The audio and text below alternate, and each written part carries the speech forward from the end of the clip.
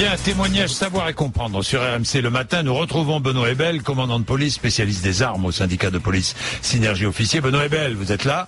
Je suis là. Ah bon, bah c'est bien. Allez, alors il y a des chiffres qui circulent. Vous allez me dire ce que vous en pensez. Selon des spécialistes, moi je me méfie toujours des spécialistes entre guillemets, mais enfin bon, on nous dit que il y aurait 15 000 Kalachnikov qui circuleraient dans les banlieues françaises actuellement.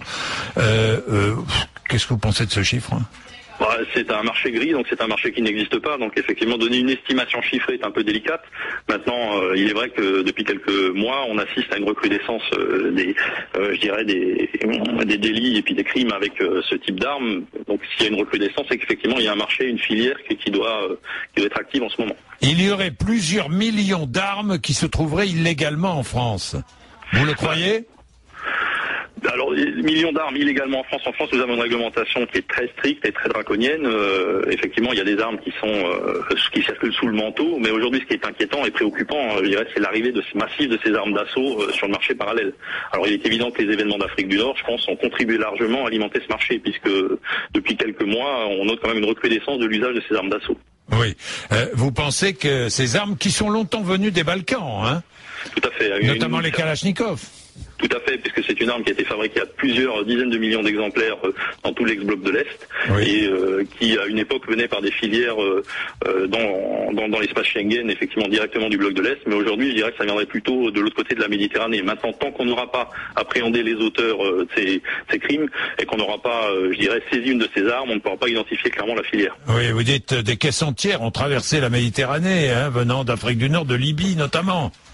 C'est vraisemblable parce qu'il y a deux modes d'approvisionnement, les filières dites organisées, où là je dirais c'est des filières complètes qu'il convient de démanteler. Là c'est un travail d'investigation sur lequel la police judiciaire s'emploie, mais qui est un travail de longue haleine qui se fait dans le temps.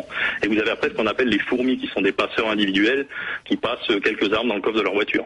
Oui, je rappelle, et tout le monde le sait, qu'on peut acheter une Kalachnikov au marché noir.